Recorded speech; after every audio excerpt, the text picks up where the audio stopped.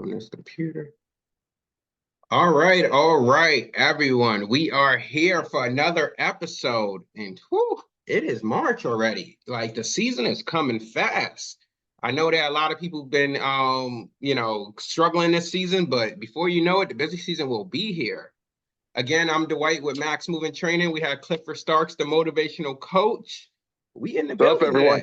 today. What's going on, Cliff? Doing great, doing great. Going through the process. How about Okay. yourself? You know me, the same thing, creating processes and systems so that I can help other owners.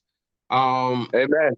as a reminder, everyone, if you didn't see my post that posted on, I think the first, because today's the second. God damn, thought it was the first. Yeah, I posted a post. Hey, Max Movement Training is a done for you service now. So, hey, we are your training firm that you don't have in-house. We'll make sure all your employees are trained up to speed, make sure they get out the door and they're efficient at what they do. Hey, if they need retraining, send them back our way. We'll make sure that they're retrained as well. And it's a different concept from the do-it-yourself concept because I hear a lot that people are saying that they're not utilizing such a service because they're so busy with their day-to-day grind that, hey, how do they have time to train their staff? Or maybe we'll do on-the-job training because that's so much easier and time efficient for you.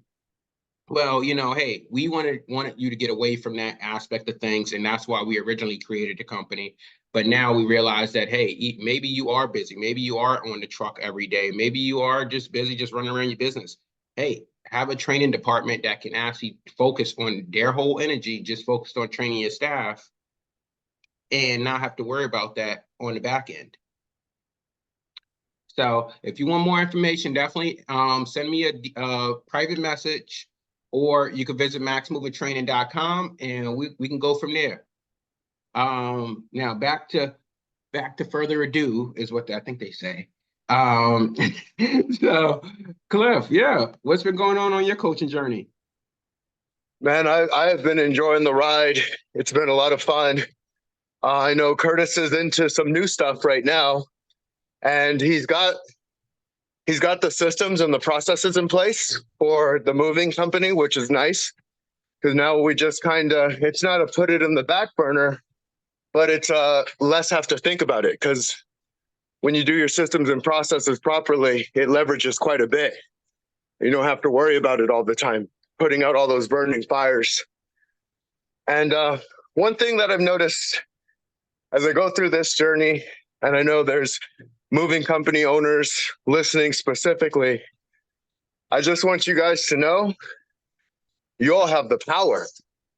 And what I mean by that, our last episode, we were talking about being prideful, not saying where we're weak, and only talking about our strengths and almost kind of bringing up our weaknesses by sugarcoating them and saying they're not weaknesses. But that's the worst thing a business owner can do. When they can open up to their strengths and their weaknesses, then they can adjust faster if they have the right people to accommodate for those weaknesses. With that being said, I get the game of sales, and I get it's a salesperson's job to bring out your weaknesses. But the question is why? What are their intentions? And if they're intentionally looking out for you, great. And if they're not, kind of sucks. But here's why people have the power.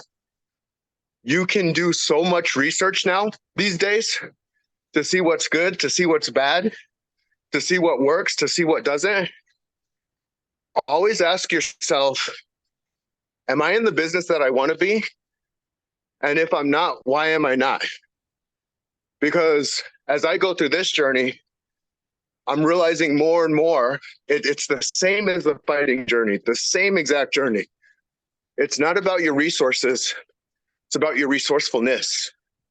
And when you can figure out like, okay, what do I need? What do I need? And why don't I have that now? The brain starts getting to work and it figures out solutions.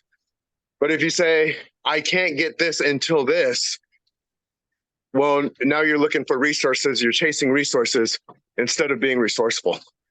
Definitely, definitely. And so that's just a heartfelt shout out to any of you starting a company, because it's not an easy job. It's not. So respect to every single person who steps in their own arena.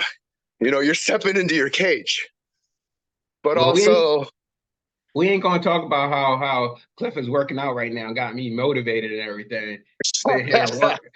You can hear it in his breath. I'm like, God damn, I'm about to stand up and start walking in place too.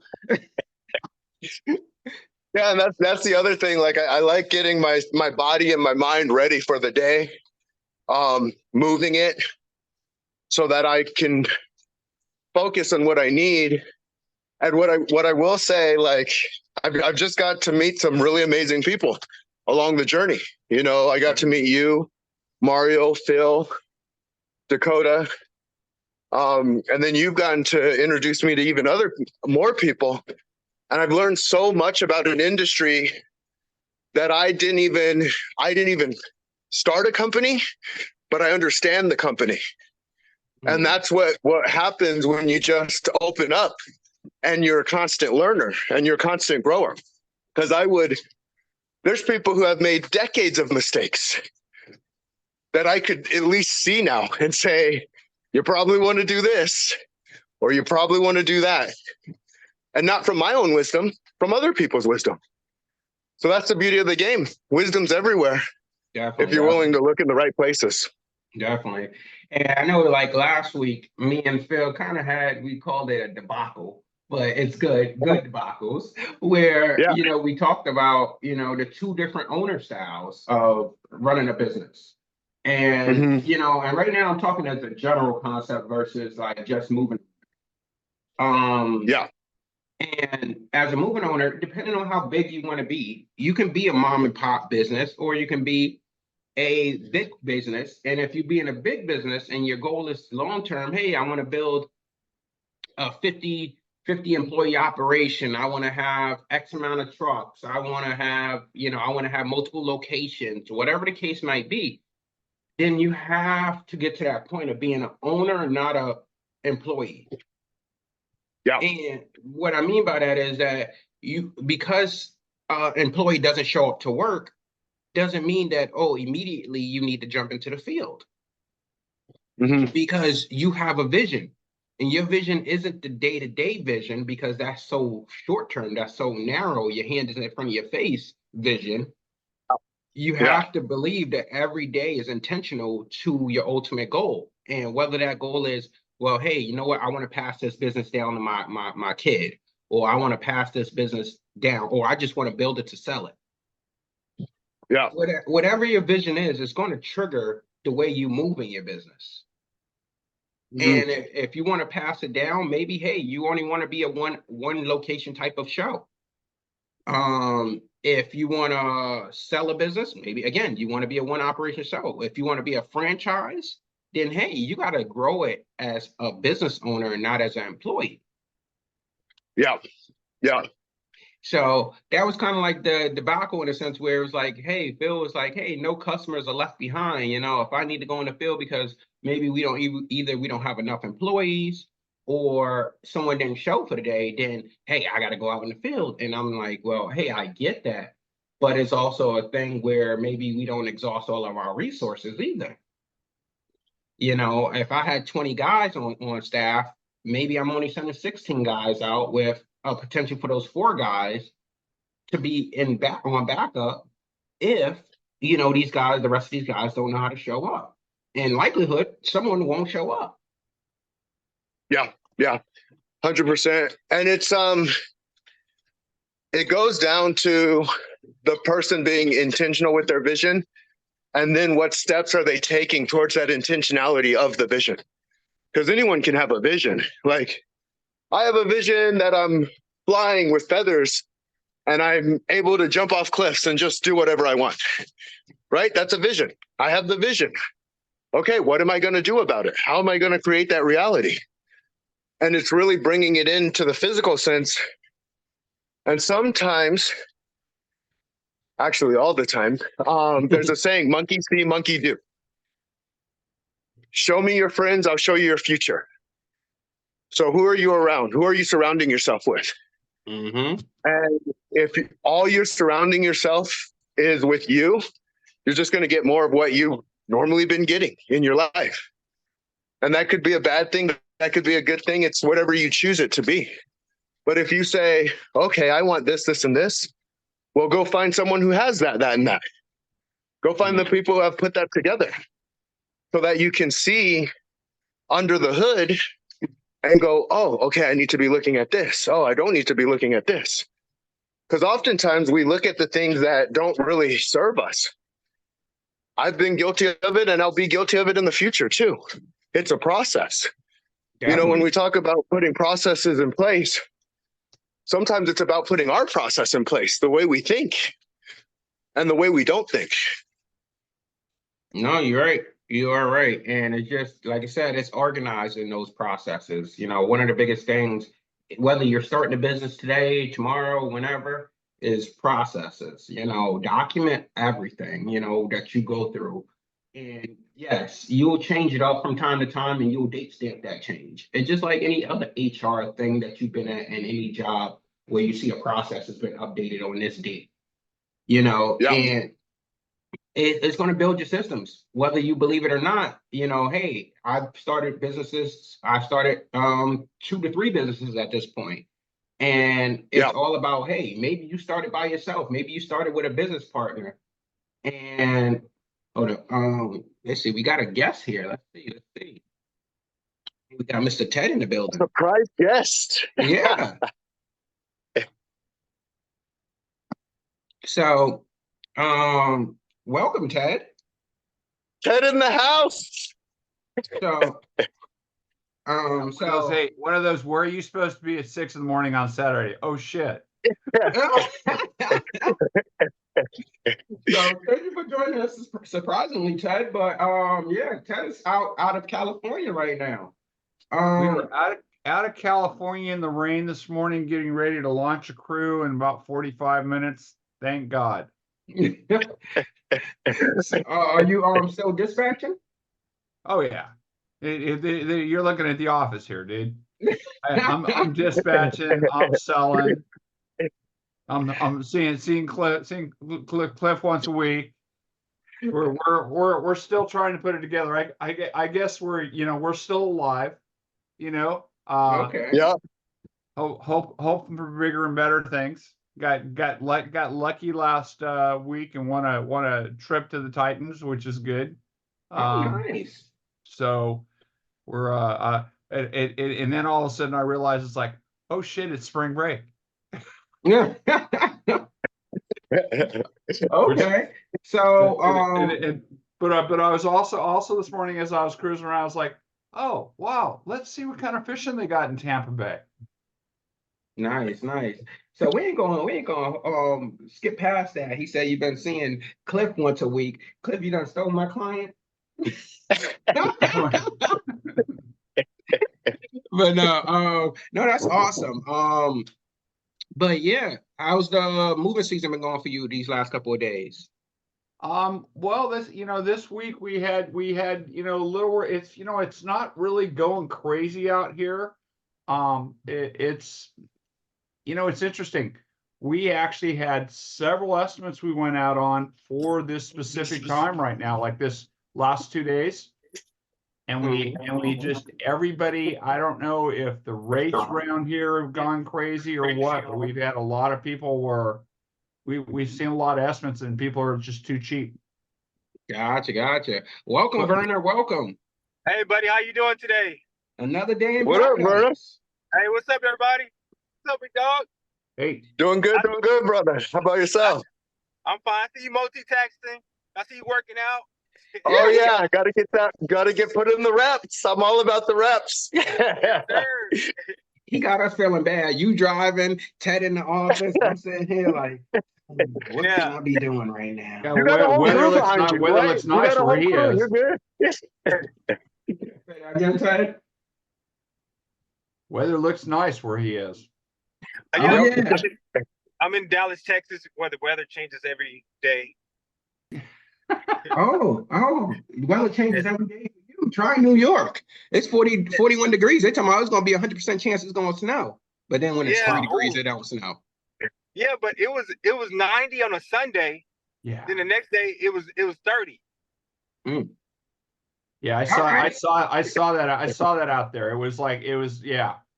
You guys, that kind of stuff, the tornadoes are going to start hitting the ground. Yep. Yeah, I still got to get out there, even though you guys ain't close to no beaches. I got to get out there. Yeah. Well, in Houston, you can go down to Houston, but I wouldn't call that a beach, but it's next to the ocean.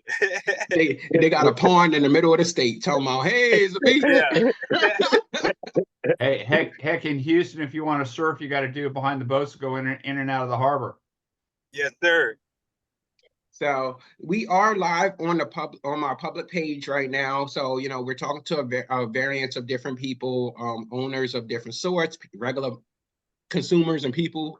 So, obviously we try to keep it neutral, but at the end of the day, we are a morning show for movers. But yes, sir. Yeah. So how's the movie season been working over there for the veterans? Man, I had to lower my prices, bro. It's been kind of you have so many of these different companies coming out here, and I think I want to blame it those U-Haul people, because everybody wants to be a business, but they don't want to get the proper insurance and everything, so they can lower their prices tremendously. Mm-hmm. So when Mover Helper came out, I think that was the problem. When I seen Mover Helper come out, I'm not dissing Mover Helper if you're on here, but when they came out, everybody decided they want to be a owner, but a lot of those guys don't have insurances, and then when they put themselves out there to people, they put themselves out as a moving company, but they don't have the insurance, the trucks, or anything like that. Mm-hmm. So don't they have to prove they have insurance to be on that? I know out here in California, I think they do. No, moving help is non-licensed. California is the toughest state. Yeah. By far. Yeah. I think out here in California to be out that, if you want to even be on that out here, you have to prove insurance and everything. Yeah, not in Texas. Like a lot of these guys, they don't have insurance. They can lower their rates. I think some guys doing 2 men for $60 an hour. Oh, like movers they having 2 guys and $60 an hour. It's crazy out here. But once I lowered my prices, then it started to pick up. Berna, do you focus on the vets specifically? Moving vets specifically? Anybody? No, I don't focus on the vets, but I pretty much focus on like the celebrities of Dallas. Celebrities of Dallas, okay. Yeah, and then everything else triples down. Celebrity mover. Okay. Yeah, because everything, like, I do more word of mouth and stuff. So, like, I do a lot of the, just word of mouth. So when, like, one person, like the celebrity realtors out here, I try to move all of them, and then I get their clients, and then I'm trying to do a fab, like if you move the celebrity, he moved, I want to get that mover because he moved such and such, So got you. Okay. Yeah, and because just a thought, because I know how good you are at what you do. This was in Amazon, and the reason I even bring this up, things that work in one industry can work in another industry if you're willing to look at it. Yeah. If you don't look at it, it won't matter. Yeah. But there's things about when we lower our prices, there's something with the value. And I always ask the question, okay, who are the 20% that I'm connected with? I'm literally going through this right now, and I'm seeing that it works. When I'm very intentional with who my people are and what my services do, I can actually keep the price. I can actually quadruple the price because they value it. So instead of like, I almost kind of give a middle finger to, because that's just the way that's part of business. People are going to cut corners. They're going to cheapen things. They're going to do what they're going to do. Yeah. But if I go, okay, who are my people? Who are my people, and who are the only people that I want to market too now. You working with celebrities. Yeah, I think you got something there, brother. Yeah. So only thing about it is just, you know, we move a lot of those people, but I have a big workforce. So I gotta keep them working. So, but I Got you. lowered my prices, but I didn't lower it to the point where it's really bad, like Yeah. it's more of like 10%, 10%, something like that. So Okay. yeah, it wasn't that crazy Okay. Yeah, there was this lawyer attorney, and I'm not going to share the whole story because I'd butcher the heck out of it if I did. No. But he thought through the lens of the consumer and asked, okay, what is it that they actually want? Like, what are the things that they want? And the value, when you position it correctly, it goes up in value. It's very interesting. It's how you ask the question, how you have them see certain things. And I'll literally see that light bulb go up off in their head, like, oh my goodness, this is so worth it. Here's my credit card. Now, don't you do it all the time, but when I do it, I'm like, whoo, I need to emulate that more often. Okay. Yeah. And if I have any feedback to share, don't take no checks. I just ran across a guy in the group the other day who was again another mover accepting checks, and I've always frowned on checks. Yeah. And the mover took, I think, a $3,100 check or whatever the case is, and the check bounced. Oof. And hey, that move is over now. The customers not answering their phones. They're panicking like, hey, what do I do? What do I do? People are like, oh, take them to court, blah, blah, blah, blah, blah. Hey, it's over now. All the that move is energy, over. You're gonna all have that fun time. chasing them down. Yeah. Yep. I know we still and always have taken checks. We probably, now we're doing, maybe 200 to 300 customers a year, sometimes 4. We maybe have 1 or 2 pop up in a year if, okay. But I also, when I take a check, it's like, I get, it's a check with a credit card back, and so what happens is you turn around and you charge the credit card and you show the credit card company that you perform the service. But I mean everybody does their different thing. I mean, there's people out here that just only take cash and credit cards, period. You can get burned on a credit card or on a certified check. You can get burned on just about anything but cash. Yeah. So that was a thing that one of the things that Yuri mentioned from moving sales professionals, as well as I heard around the industry, is some movers won't even unload the truck before they take that remaining balance. Yeah, I've seen that. So go ahead. I do that sometimes when I feel like the customer is flaky. Mm-hmm. But I have it in my policy that we take payment before we offload. But sometimes, when I see the customer is really flaky or something like that, we take a payment the whole payment before we offload. That's where it's important to make sure your guys on the trucks are reading your customers and keeping you informed. Yeah. So I mean, but if you're already feeling that before you're loading the truck, well, then you maybe should be, okay, going to the customer and say, hey, we got something's happened. We can't get a crew out there. I mean, if they're already, the first step is what I do is I take a credit card back for the commitment. I don't charge the card. But that also, if they're having problems on that or something, you kind of know that's probably not your customer. You don't, if you start feeling a problem, I mean, it comes down to, if you're in a situation where your gut is telling you no, even though you need to provide work for the guys, think about it, because that's telling you right there it's going to bite you in the ass. Yeah. Yeah, you hear these customer cues when you're talking to them on the phone, and if they're already flaky when you tell them, hey, your move is going to be estimated of 6 hours, it's going to be $1,200, and they're like, do 6. I can do no more than 6 hours. You kind of got to already have that in your mind that, okay, you know what? As soon as the guys get in there, or when you do your second follow-up call with that customer after you took their deposit, and they're like, are they going to be efficient? Are you sending me your best guy? Because, blah, blah. you know, you kind of got to already be in your mindset, like, okay, you know what? I'm definitely not taking a check. We used to have customers that wanted to come to the office and pay like, because we used to do like $50 deposits. So they used to come to the office and want to pay $50 in cash. Yeah. Say, oh, I'll pay the guys, the rest on the move or whatever the case is. And we quickly stopped that. Like, no, we don't want no cash deposit. We need a backer. We need the card or whatever the case is. I know there's some credit card vendors that allow you to pre-authorize a charge. Yes. Yes.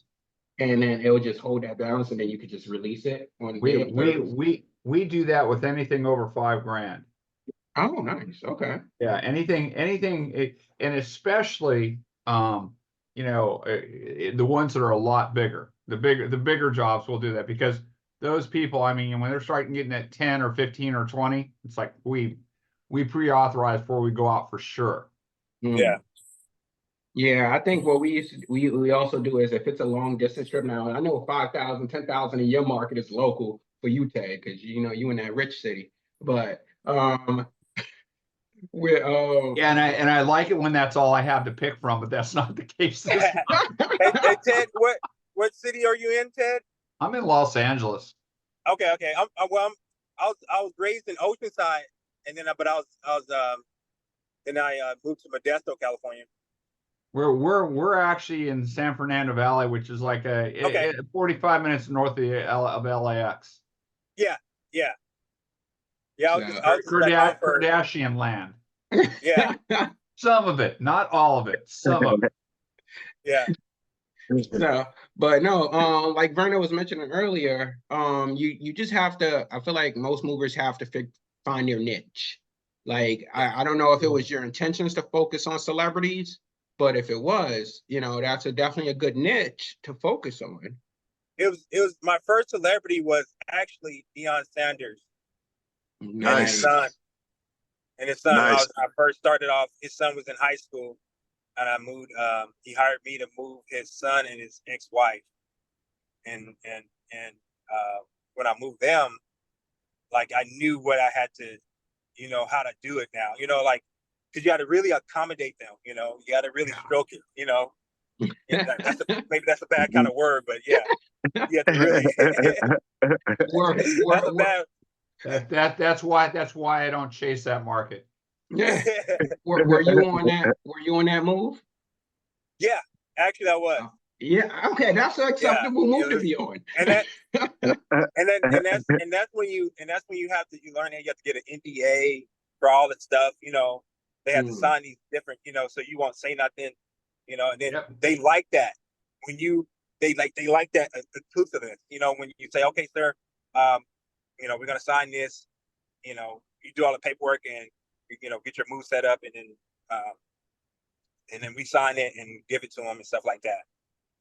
That's awesome. That's awesome. Yeah. So they. Hey, they Verna, like do you have a specific move for celebrities, like a name for it? Yeah, I do. I have so you know I have another company, so that's the company that I do all my celebrities with. Okay. Nice. So he wasn't going to tell us, broke folks. Yeah, so I don't. So my other ready for that. We're not ready for that. Yeah. So my other company is the one that does all that, and then I just switch up. So they go with a different truck and everything, and then boom. So that's the one that just, you know, when they call it up, and that moving company shows up. He's like, guys, make sure y'all don't have these shirts on today. Y'all need to have these shirts on today. Yeah. So we switch up everything. Yeah. That is awesome. That's really cool. So you have two different branded trucks in your lot? I'm sorry? You have 2 different branded trucks in your lot? Yeah. Just one. I have one different brand, and then I have my regular veterans trucks, and then I have blank trucks too. Because you know, so our blank trucks are more for like domestic violence. You know, if we need help for our other company, they just have blank trucks for that. But we have like stickers on the side. So, but we have one truck that's dedicated to that other brand, and then all the rest of them mine, and then blank trucks. Nice. Very cool. Yeah. That is awesome. How do you keep up with all of that different branding? That's easy. I think it's easy now. It might have been hard, but I think it's easy now. So what And is your, I guess, what does your marketing look like when you're branding two different things? I don't market like I do more than word of mouth. Okay. Yeah, it's more word of mouth. So that's it. Just because where I park my trucks at and all my trucks at, it's called Uptown, and that's where all the Uptown is like where all the when people like SMU, Mhm. all the rich kids go to SMU. So that's where all the kids, like when they leave SMU, because I move SMU every year too. I have that contract. So when you move SMU, all the kids move to like Uptown, and that's where all the money's at. Gotcha, And then gotcha. yeah, No, I was trying to figure out who to speak to when it came to colleges because, yeah, obviously they don't like when you solicit. So you're like, well, yeah, hey, who's that person I can speak to where I can help people either moving in the dorms or moving out of the dorms or whatever the case is. yeah. I have a partner here that he's been doing it for 30 years, moving SMU. He has contracts with SMU, TCU, a couple other places, and he brought me on, and we've been rocking ever since. Gotcha, gotcha. Yeah. So some furniture, some options to look at. I know furniture stores, at least out in Florida, was they would take your information down for people that was looking to have furniture delivered to their house that maybe they didn't offer furniture delivery. Uh-huh. And one guy, I think I was always compete with this one guy, but of course my prices would never compete with him because he was charging like I think $105 an hour, Whoa, to deliver furniture to people's houses and reassemble it. And 100. He was 105 an hour yeah, for one guy or two guys. two guys. But And you know what? That uh, that's not bad, just to keep you moving. Especially if you like. My thing is like if you're doing $105 an hour and it keeps the truck moving, you just go get another truck and have that designated, and then some money is better than no money. yeah, That's my somebody, model.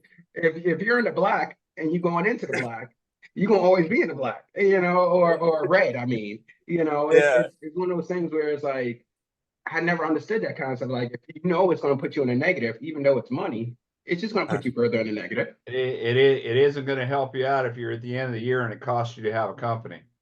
Yeah. But if he's not profiting off that 105 an hour.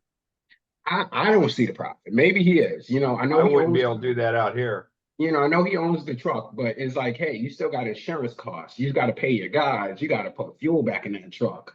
I don't see how you could do that with diesel prices being diesel prices, paying your guys, and keeping your insurance valid with as expensive as insurance is. Can you in California? Can you charge a fuel charge or something like that? Is it different out there? You're not supposed to charge fuel charge. You can charge a truck charge. Truck charge. Okay. Okay. It's just the way you word it. Yeah. You're supposed to, when you charge, you're supposed to charge a double drive, not a port to port. Okay. There's a lot of rules. They actually just changed the regulation agency out here about 5 years ago. Okay. And they're still kind of finding out what they're doing. They're not, the California Moving Storage Association was very instrumental as to who they put on that board. But they're still kind of not knowing what they do. It's kind of funny. For the first time in 22 years, I got called on the carpet by some people that did me. They basically, I was actually at one of Lewis's conferences. They called up on a Thursday night. I got a guy out there to do an estimate on a move that had to pack up and move on Friday and Saturday. And they went through and they itemized what they were going to move. And then when Saturday came around, they did a full clean out. And the driver didn't get the order for service.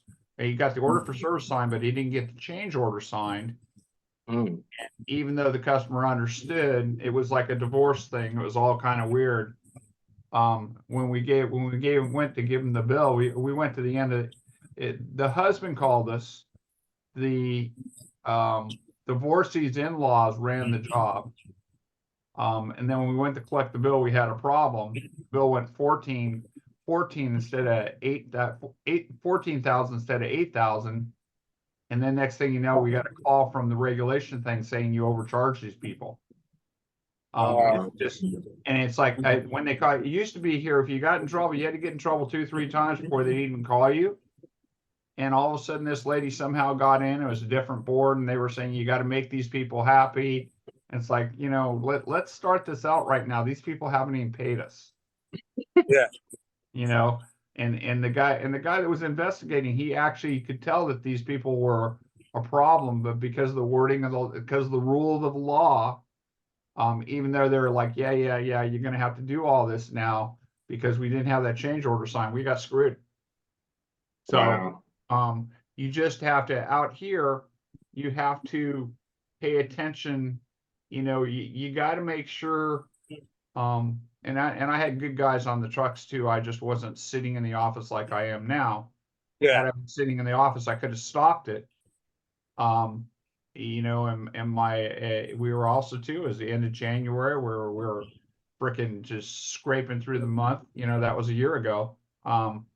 Just a lot of different things, had I been in the office and I walked through the whole situation again, like I'm saying, I had that feeling in my stomach, I probably would have said, you know what? Yeah, it's better not to have the money than fight these people. Definitely. I would say one of the workarounds, and I don't know if it'll work in your state, Ted, but one of the workarounds we had, because New York was very restrictive as well, especially if you're doing pack and moving on the same kind of like job order, that there's always regulations with the trucks.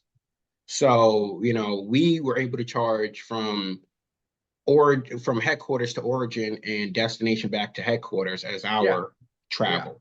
Yeah. The in between just counted as the continued billing of your moving services. But we used to, instead of having to deal with the regulations of, hey, we can only charge this so much, or if we have a truck, there was a lot of packing restrictions that the tariff has in New York State, where you couldn't charge for certain things because it was bundled with the moving and it was expected that it was supposed to come with it. So we always did 2 different work orders, do one for packing and one for moving. And we never did both moving and packing on the same day to avoid that concept of it need to be on the same contract. Gotcha. So we say, hey, on the first, we'll come out and pack you. On the second, we'll come out and move you. Well, DOT doesn't regulate packing. They only regulate. So were you running it on a different type of paperwork? Well, it'll still be in the same CRM, same type of paperwork. It just wouldn't be like, oh, well, hey, this is day 1, this is day 2. It'd kind of be like just 2 separate work orders with the same customer name. Gotcha. So now you can go out there, you can charge whatever you feel is the right charge because it's considered labor only services. Oh, yeah. So like I say, out here, like out here or any place, you can do it. You can do what you want until you get caught. So that being said, it's how you sell it to the customer. Yeah. And so, you just have to see where you're comfortable and be a good judge on your customer. Definitely. So Cliff, let's talk more about that coaching journey since you're out here staring with people's clients. Well, I'll tell you, going through the process, I'm learning so much. I think I knew you and Ted at the same time, if I remember correctly. And Ted, did we meet at Louis Massaro's place?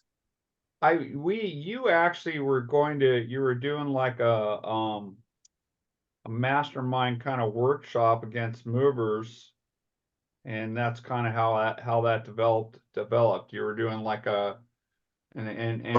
we started off. I actually think Mac, I think he was part of it for a while, and then just kind of got down to just you and me on Tuesday mornings.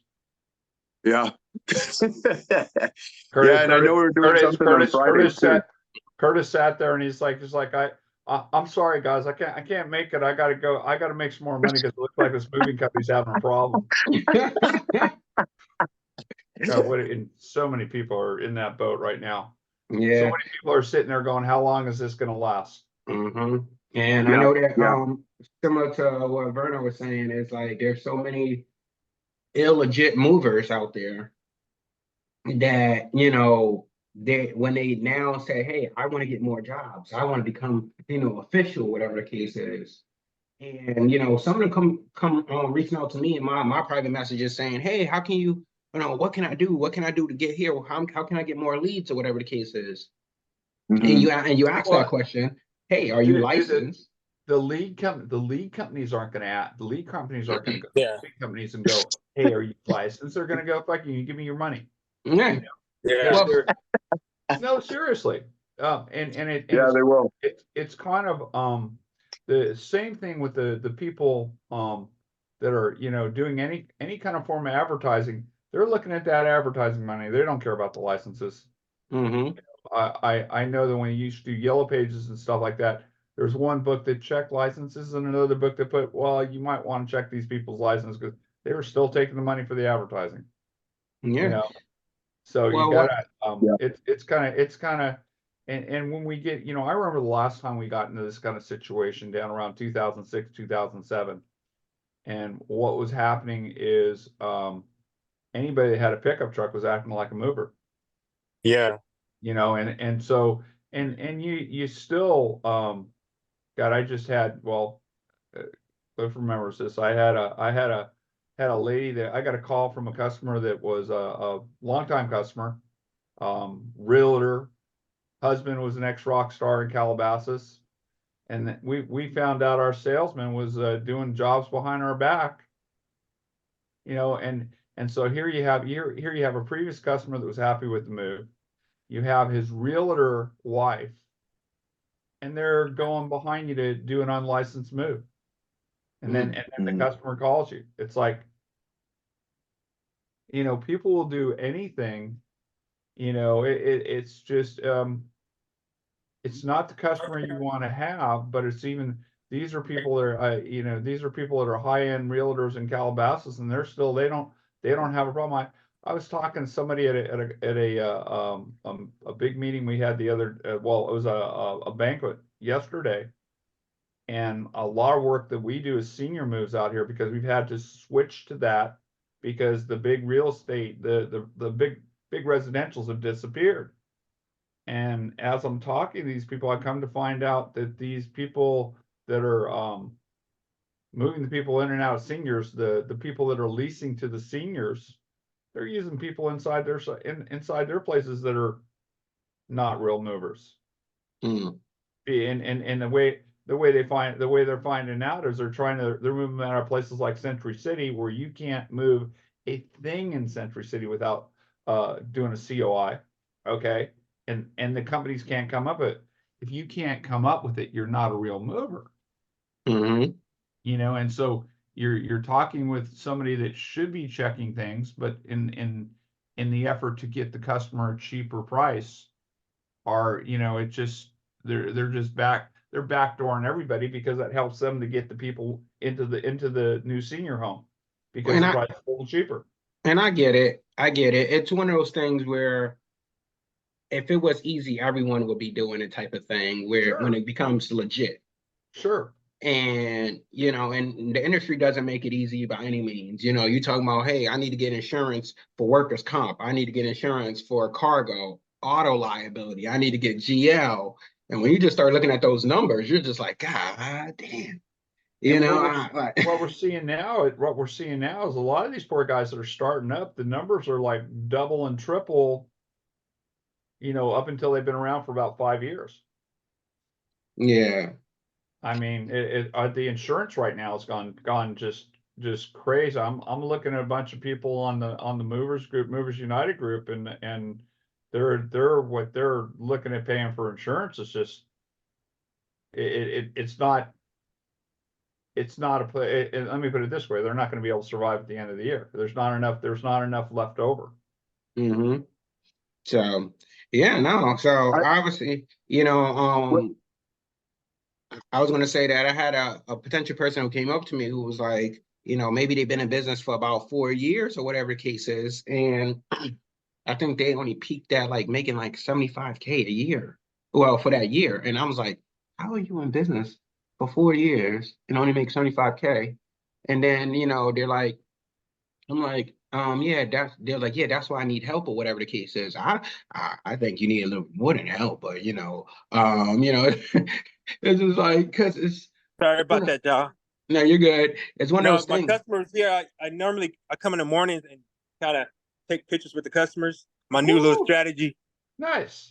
Yeah, so I Nice. was just taking pictures with the customer. So now this is one when I went over here to just check on this crew, and I'm about to leave and go to another one. Take the picture at the beginning of the move. Huh? Yeah. Yeah, because When they're it's smiling. early in the morning. Yeah, but this guy is a veteran though. So There you go. Nice. Nice. Nah, that's awesome. I seen you've been doing that, holding those customers hostage with your son. Yep. and I went and got this too. So all my movers have signs too. But sometimes I like to come out and I got this card. What's a little sign of a truck? It's a. It's the Google reviews, and I just hit their phone, and boom, all my guys got the cards, and they do the reviews right there. That is awesome because I had the QR code one where they had to scan the QR. Yeah.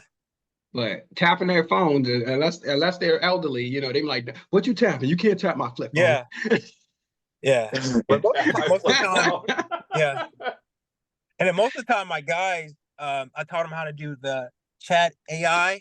Mm-hmm. And sometimes the customer, they don't want to do a review, so they go into chat AI and say, they say something, say write a review, and then they'll send it to the customer, and because the customer is telling them this is what I want, and then they'll do the chat AI, and then send a text to the customer, and customer copy paste it, and boom, gone.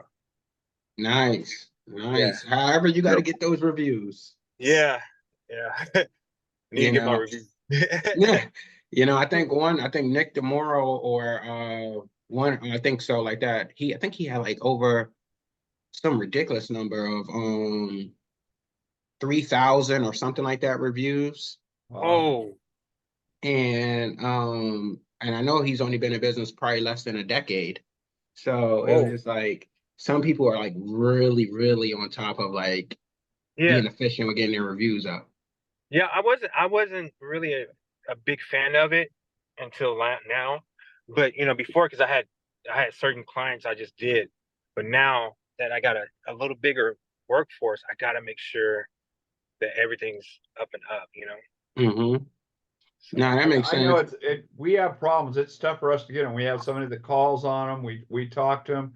It's kind of interesting. We do callbacks after every move, and yeah, sometimes we can't even get a hold of the people once they've used us. It's like, I'll get people that call me up and say, "Hey, Ted, your guys were great," but to get them to review, it's like pulling teeth.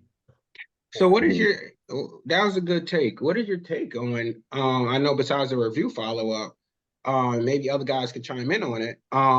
What is your take on customer follow-up after the move, like giving them a call and, doing a follow. Hey, how was your service? Even though I know you said it was great on the day of service because the guys were there. Right. I want to find out your real thoughts, if there's anything that we can improve on, etc. But they aren't going to say if the guys are, if you're doing the follow up, like when the guys are there, when you're maybe closing out the bill or whatever, Mm-hmm. you think they're going to right in front of their movers say, "Yeah, you guys sucked." No, not directly, unless they just from the hood. They'll tell you how it is. Yeah. As long as they're not in front of them. That's the reason why I try to tell people I'm not the owner. I tell people I'm a manager when I come out, because they'll just tell you to, so. But when you're a manager too, they'll tell you like, hey, they doing this, they doing that.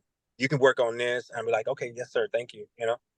Yeah, I know we get them kind of what we call it. We just say, hey, how was your move? If there was 1 to 5 stars, the guys get bonuses for this. So we really want to know what they're doing and find out what we can do better if we're doing something wrong. But the biggest challenge has just been getting the customers to pick up the phones after the move. Mm-hmm. Yeah.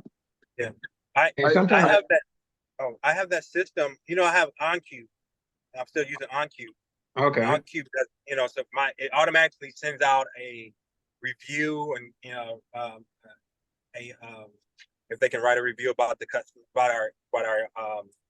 about the move and everything, and they do it like another maybe 5 or 6 days, and just say, hope we can work with you again and stuff like that. So that's automatic already. Oh no! You gotta give them a call and ask them how your service was. Yeah, but they do write on our OnCue. So I have an OnCue review too. Okay. So those reviews coming straight to me, so I can see what they are, and that's why I think I touched on this earlier. I try to get those because those are really good reviews, but they're not going on Google. Gotcha. Okay, makes sense. In-house. So, but they sent. I had a meeting with Little Guys Movers. They are they're based out of here, but they expanded out. They doing a thing called 360, some kind of service, and the service sent out a I got to look it up. I haven't really looked it up yet, but he said basically they sent out a service, and then they say rate your move, and then between 8 and 10 they rate the move, and then they send a link. Hey, could you put this on Google?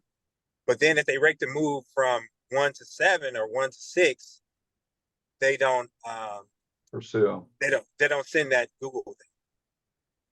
Gotcha. No, that makes sense. So it's like, I know some companies. What do you think about a quality score rating? Now I know some companies implemented something like that. I think Curtis was mentioning something like that. But I could be wrong. And basically, your sales reps, they get quality rating scores based off of how they assisted the customer. The customer was happy. Like it's almost like a review, but I think it was like a longer review. And I know you don't want customers spending too much time on a review, but like maybe it's a 10-question review. It's almost like a phone service when they ask you to fill out their surveys after a rep has serviced you, and it's like a 10-question. You're like, God damn, this is long. But each of those questions kind of go to a different department and their quality rating.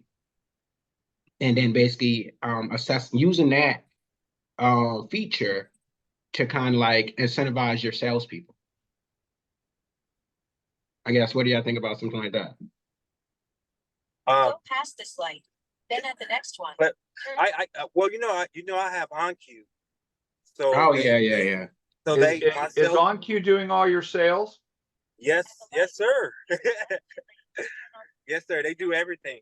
Like I turned it over 100% to them, and nice. They 100%. And Kate has been a really good person to me, and they hook me up a lot. So I think the thing with that is you gotta entrust that those people are gonna definitely be there. I know that they do service a lot of different moving companies, so if you don't have the volume in that day, those reps are staying busy, I guess. Yeah, Go ahead. I have a dedicated team. So with OnCube, I have a dedicated team. It's like 2 people, but they have those 2 people run like 10 people. So I know they make other calls, but I know my 2 dedicated people, and they're and I have I have a form. So if they text me last minute, say, hey, can we do a move last minute? I'll say yes. They put it on the schedule. So it's that fast. But they go out and they do the estimates. They do everything for me. So. What do you mean they go out and do the estimates? What do they have people stat physical estimates? No, so we do online. So ever since COVID, we do FaceTime estimates. Got it. And people love that. And plus, it saves money, because back in the day, we used to drive, 30, 40, 50 minutes, an hour to go do estimates. So everybody has smartphones now. So they do all my estimates online, FaceTime. It's the easiest thing. A lot of people have iPhones, so we do iPhone. Whatever equipment that we have, they do a FaceTime, Zoom, and anything like that. So Yeah. what percentage of the job does that break down to? Like when you're bringing in $1,000, how much you paying to them on a job? Okay, that's different. So it's about. Well, I can't really say that. No. I can say it's because I have different movers have different rates with on. Yeah, definitely. Yeah, well, I know because I know somebody else out where you are that is using them also, and they pretty much they still have a couple dedicated guys that do in homes or one dedicated guy, but they pretty much switch the whole sales over to them. Yeah, you got small. What is it? Small movers or not small movers? Yeah, I know pretty much everybody that's out here on Cube. So everybody got their own different kind of rates with them. Yeah, and that's the thing. You just gotta make sure that it makes sense. I know that there's guys that are paying lumpers, you know, when they get a lot of jobs on the board, or they get just enough jobs on the board, they pay lumpers every chance they get, and that's $200 going towards whatever your expense is. So there's no way that you're budgeting, you're putting that into your numbers just off the strength of just saying, hey, you know what, I need an extra body. This $200, I'm going to still be profitable today. Yeah, there's just no way. Yep, I do still have one person that works from home, and she does like all the payroll and like everything else. But I still get a lot of calls in from my calls, so I do a lot of sales myself. So I'm the top salesman anyway. I'm the top salesman out of everybody. They're basically kind of they're taking the you're doing the big stuff that comes through. They're handling all the little stuff. Yeah. So which buys you back time. Yeah. So any missed calls, anything, they taking everything. So because I transfer my number over there, but like I said, a lot of this like all the celebrities have my personal number.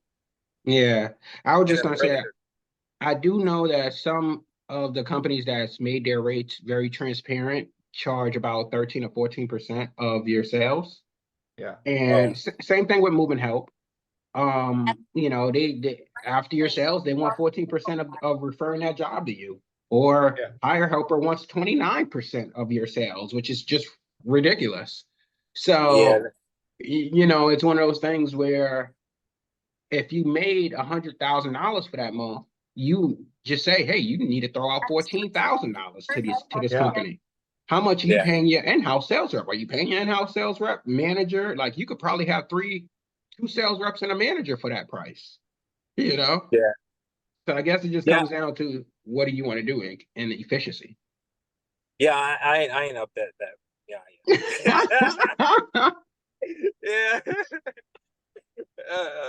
You know, and I think I was running the numbers hard, and I'm like, well, damn, if we have a great summer, we make over 100,000. Do you know we got to give these people 14,000 of that money that we just earned?